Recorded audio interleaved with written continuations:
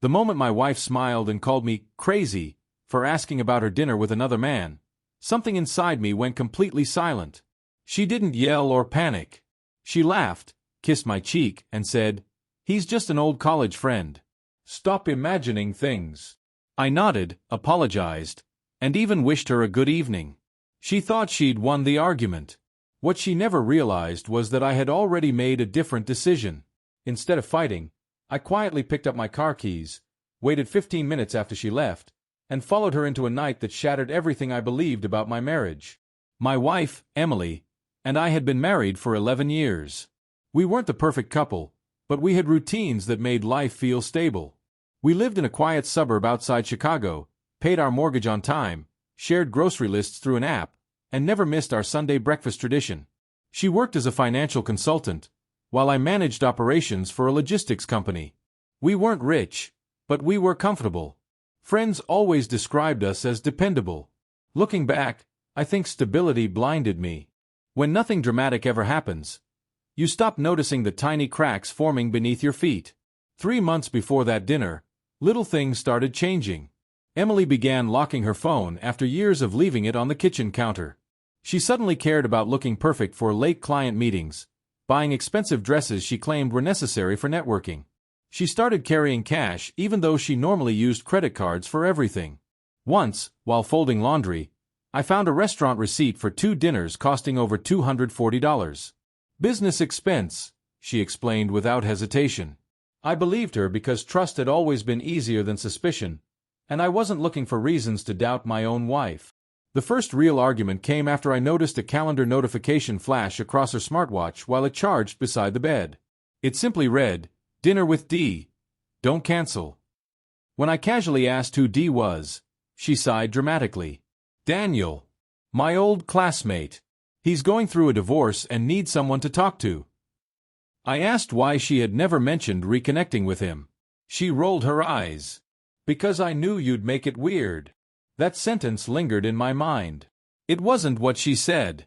It was how quickly she had prepared the answer. The evening finally arrived on a rainy Thursday. Around 6:40 p.m., Emily stood in front of the hallway mirror adjusting her earrings. "Don't wait up," she said.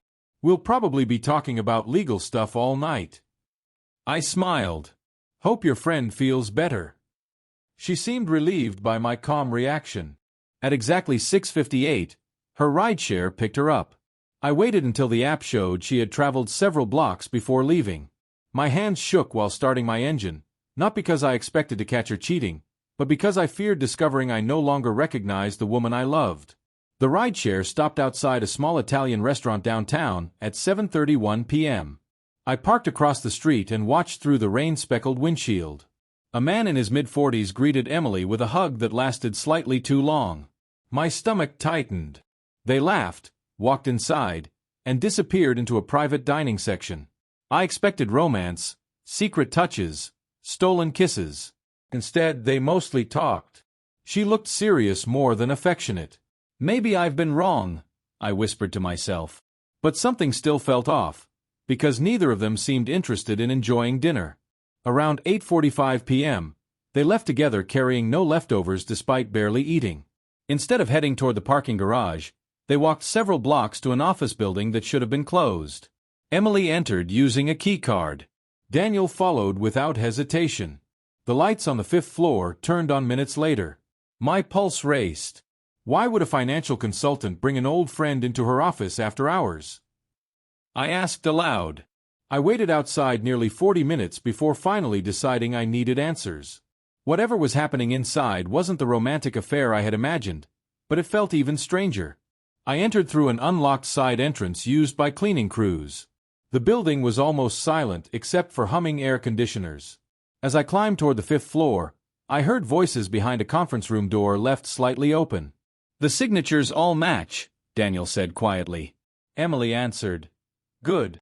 Once the transfer clears, nobody will question it." My heart stopped. I pulled out my phone and started recording.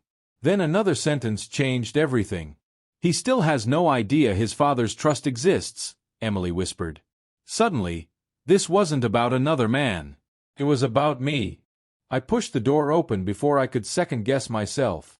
Emily's face turned completely white. Daniel stepped backward instinctively. Papers covered the conference table alongside folders labeled with my late father's company name. "Care to explain?" I asked, trying to keep my voice steady. Emily opened her mouth, but no words came. Daniel finally spoke. "You weren't supposed to find out like this." I laughed bitterly. "Really?" "Because I wasn't supposed to find out anything at all." The silence that followed felt heavier than every argument we'd ever had combined. Daniel slowly sat down and looked directly at me. "I'm not her boyfriend." That sentence surprised me more than anything else. He explained he was an attorney hired years earlier by my late father's business partner. Apparently, my father had established a private trust worth nearly $1.8 million before he died unexpectedly. The money had remained untouched because of unresolved legal paperwork. Emily had discovered it while helping organize old financial documents. Instead of telling me, she secretly worked with Daniel to gain control over the assets before informing me they even existed. Emily finally broke down crying. "I wasn't trying to steal everything," she said through tears. "I just wanted security." I stared at her, unable to process the words. Security? We already had a life together. She admitted debts I never knew about. Years of risky investments, hidden credit cards, and personal loans had buried her financially. She believed controlling the trust first would let her quietly erase those debts before I ever saw the truth. The dinner had never been a date at all. It was a strategy meeting. Somehow, that betrayal hurt even more. The next morning, I met with an independent attorney before speaking to Emily again. Every recording, every document, every text message she had exchanged with Daniel became evidence. Daniel cooperated fully once he realized how deeply unethical the arrangement had become. Emily moved into her sister's apartment within 48 hours. Friends who initially assumed I had overreacted changed their opinions after seeing the timeline. The hardest part wasn't dividing property or discussing divorce paperwork. It was realizing someone I trusted every day had spent months planning a future that intentionally excluded me. During mediation, Emily apologized repeatedly. "I never stopped loving you," she insisted. I answered honestly. "Love without honesty becomes manipulation." She admitted fear had driven every terrible decision. She thought confessing her debts would make me leave. Ironically, hiding them guaranteed exactly that outcome. The court eventually protected the trust according to my father's original wishes. Emily remained responsible for her personal financial obligations. There was no dramatic courtroom revenge or shouting match. Just signatures, legal documents, and two people quietly accepting that some broken things cannot be repaired no matter how sincere the apology sounds. Nearly a year later, my life looked completely different. I sold the old house because every room reminded me of unanswered questions.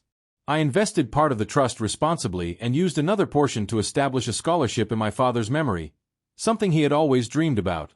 Therapy helped me understand that suspicion alone isn't proof, but neither is blind trust a virtue.